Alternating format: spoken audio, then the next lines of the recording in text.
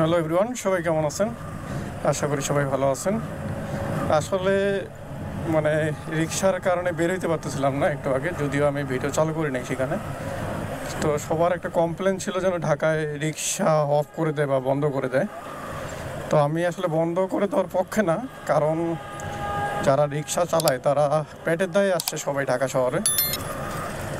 তো সবাই করে খাক, কিন্তু আমাদের দেশের সিস্টেমটাকে আসলে একটু পরিবর্তন করা উচিত আমাদের। যে সেটা বাইক হোক বা যে কোনো গাড়ির ক্ষেত্রেই হোক, আসলে একটা সিস্টেমে যদি নিয়ে আসে আমার মনে হয় এটাই বেটার হয়।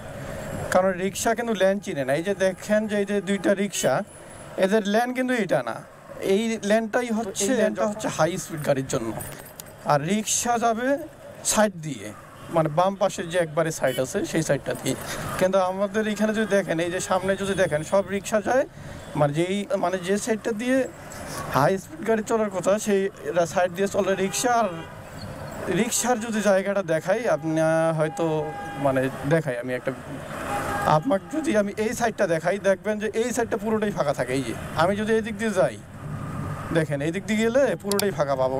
ওনারা সর্বদাই মিডিলে না হলে একবারে ডান পাশে থাকে, যেদিকে হাই স্পিড গাড়ি যাওয়ার দরকার সেই দিকে গিয়ে থাকে। কিন্তু ওরা যে নিজের একটা ল্যান আছে, এই ল্যানগুলো বুঝে না। এই জন্য আমার মনে হয় কি, যে এইখানকার এই জিনিসগুলোকে যদি একটা সিস্টেমের মধ্যে নিয়ে আসতে পারে, আমার মনে হয় যে এটাই বেটার। এর থেকে আসলে বলার আর কিছু নাই।